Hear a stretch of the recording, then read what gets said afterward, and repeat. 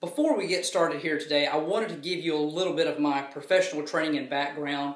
I've been a law enforcement officer for almost 17 years, coming up on 17. For 10 of those years, I served as a patrol officer with a number of municipal police agencies, obtaining the rank of corporal and serving as a training officer in numerous disciplines.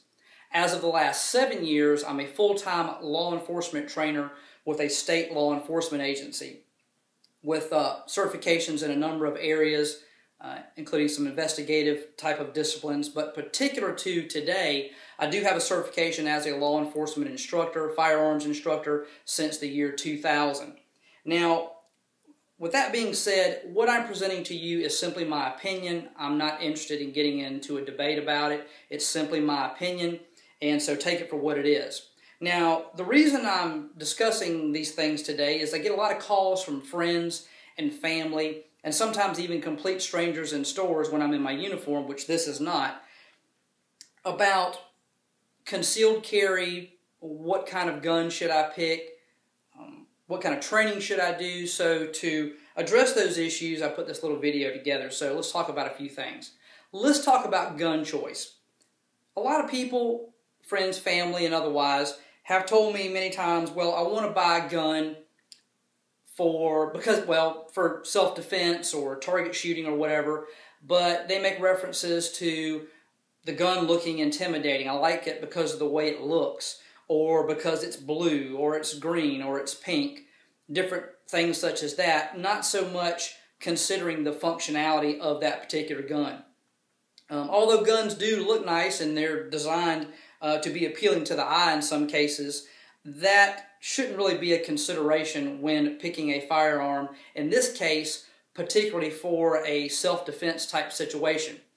As far as the gun that you choose, please make sure that you know all the ergonomics, in other words, all the parts, how they work, what they do, and how to manipulate those parts. You don't want to be getting a gun that you don't have any idea how it operates. Along those lines are 2 points. One is, should I choose a revolver or a semi-automatic handgun? Well, most law enforcement agencies, and as far as I know, all of them, carry semi-automatic handguns like this Glock Model 22 40 caliber, which is kind of standard police issue.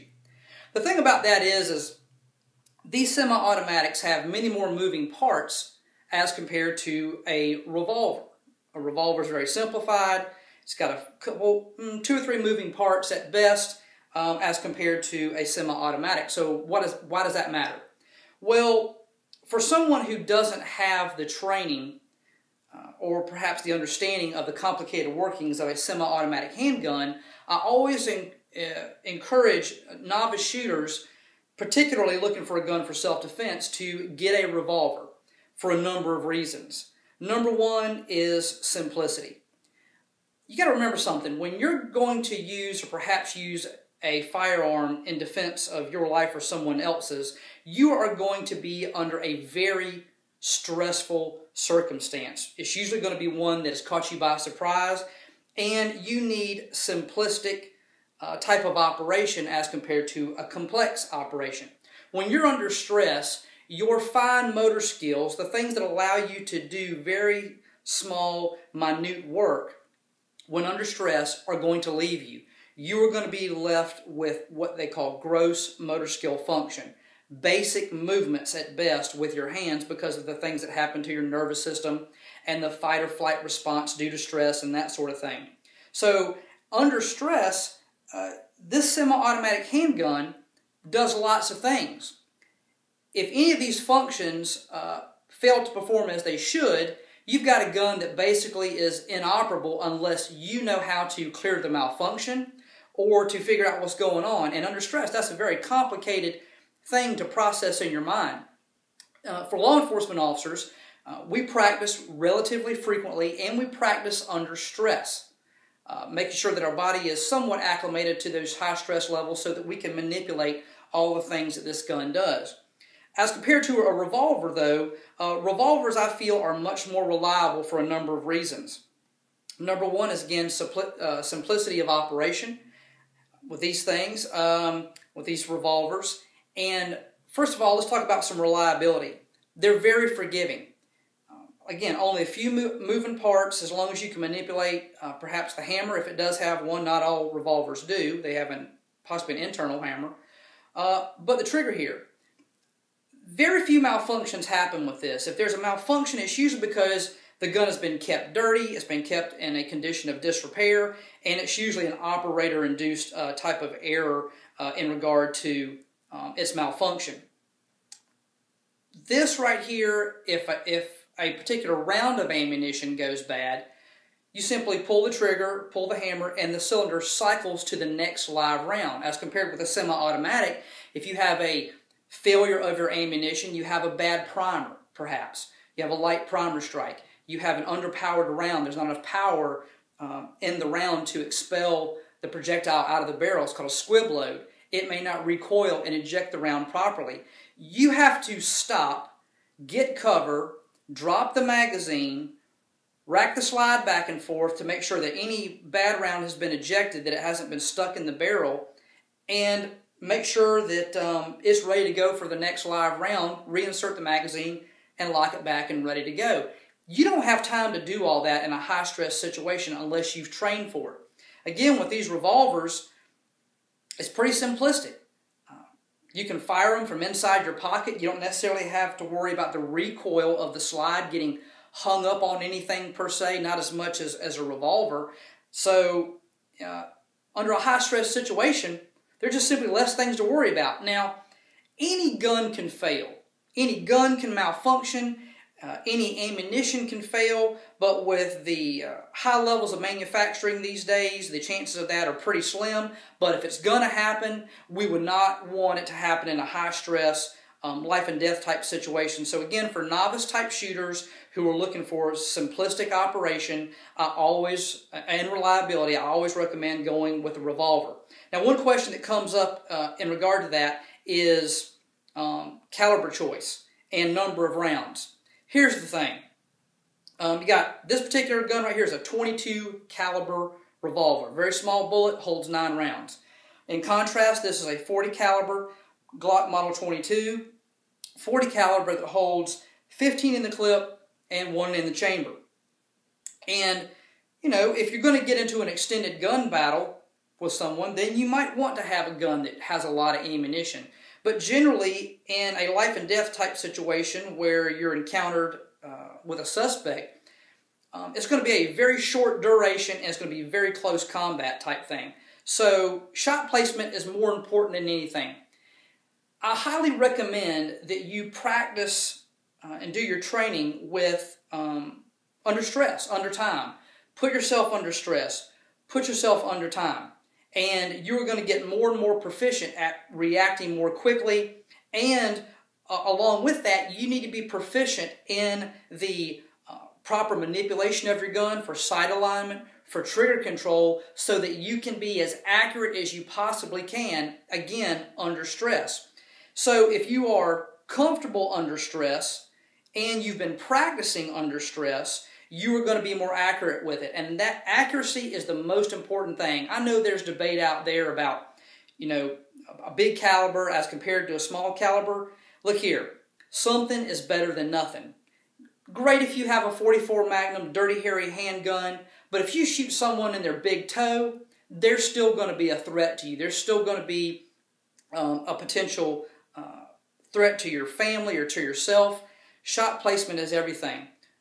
As a real quick reference to that, some of you may watch that show called Swamp People. It comes on one of the cable channels where these guys go out and hunt, 10 and 12 foot alligators. They shoot most of those alligators with a .22 caliber revolver or a rifle. So that right there proves shot placement is about as good as anything. So practice, practice, practice. Practice your trigger control, your sight alignment, practice under stress, and pick a caliber of gun that you're going to be comfortable with. Don't pick a gun that is going to be heavy in recoil, that's going to be uncomfortable to shoot, because you won't go out and practice with it if it's uncomfortable. And you probably won't carry it when you need it. So a caliber that's comfortable for you with proper shot placement will probably do you a lot of good. Now, one thing to consider also is your carry location. Where are you going to carry the gun? I am not a fan at all of ankle holsters. I'm not a fan of in the pocket holsters. I'm not even a fan of inside the pants type holsters. I'm a fan of holsters that can be worn on the outside of the belt that are concealed as to not look like a holster or not look like a gun, like the Sneaky Pete line of holsters for guns, or something that's up in the chest or arm area of a jacket or something like that. And this is why. In a high-stress situation, in a confrontational type situation, you are generally going to be surprised. Now, as law enforcement officers, we get into this habit of having our head on a swivel. We're always looking around us to gauge the environment and the situation. If you do not recognize the threat before they get to you, or if you do not recognize the threat that you are potentially in, it is going to catch you by surprise. If you are caught by surprise, no amount of training in the world, however great, is going to make you faster. In other words, not going to make you faster in your reaction than their action. So, situational awareness. Be looking around you, in front of you, behind you, having your head on the swivel, not just for people, but the environments that you're in. So when you see it coming, or you think it's coming, you're starting to stage yourself, starting to stage your body to get that gun out quickly. So having that situational awareness. And so have it somewhere near where your hands are going to be. Some people are going to have their hands down by their side, near their pockets, which is fine, but having your hands up here and around this area is going to give a quicker response for you in that regard. If you have it on your ankle, which I can't stand, you don't have time to sit there and tell the bad guy, hold on a minute, let me reach down here on my ankle and get this pistol.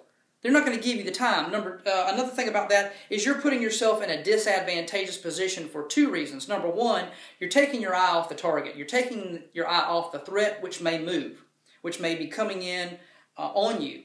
Number three is you are bending over. You are getting into a lower level and a lower position to have some type of physical force used against you. Neither can you stand on one foot and bring your ankle up to your chest. That's going to be problematic as well. It's going to take too long to get that gun out. Inside the pocket type holsters, they're okay, but I'm still not a fan of those because you have to reach into your pocket. You have to make sure that whatever gun you have doesn't snag on your pocket, and that it comes out cleanly and it comes out quickly. It's one of the considerations when buying a gun is what type of angles and edges do you have. So if you decide to do that, make sure you get a holster that form-fits your pocket and that stays in your pocket as you draw out your firearm. You don't want to draw out your firearm and have your holster on the end of it. Again, I'm a fan of having the gun somewhere up around the chest with a shoulder rig maybe, inside the jacket, or on the waist like this, either concealed with a jacket or in a concealed carry type of holster on the exterior part of your pants. And so, that's kind of it in a nutshell in regard to picking a firearm for you.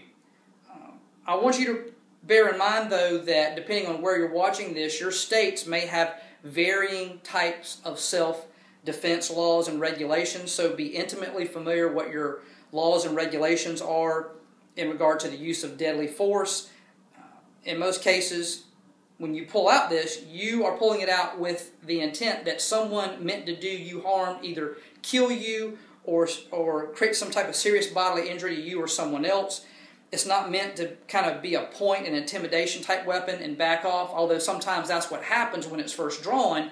If your intention is just to scare somebody, you're probably going to get in a lot of trouble with your state laws and that sort of thing. You basically have to be able to articulate that you believe that your life was in danger or that of your family member, some serious bodily injury or death.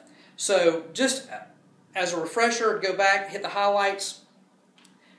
Choose a gun that you're comfortable with as far as caliber, as far as recoil, as far as size. Throw away this idea of it looking pretty, okay, or looking good or looking intimidating. Better that you know how to use it than how it looks, okay? Number two, train. Train under stress, train under time, train getting that gun out from where you're going to carry it every day. Number three, Remember your situational awareness. Look around you, in front of you, behind you. Look at who's coming, who's going, and the type of environment that you are in. Carry location, somewhere near where you can quickly access it. Again, I'm not a fan of on the ankle or the thigh or anything like that. And if you whatever gun you decide to carry, make sure your shot placement is good with whatever condition that you are in, and educate yourself on your state laws in regard to self-defense and the use of concealed carry firearms. So that's kind of it. I hope it helped you out, and be safe out there. We'll see you next time.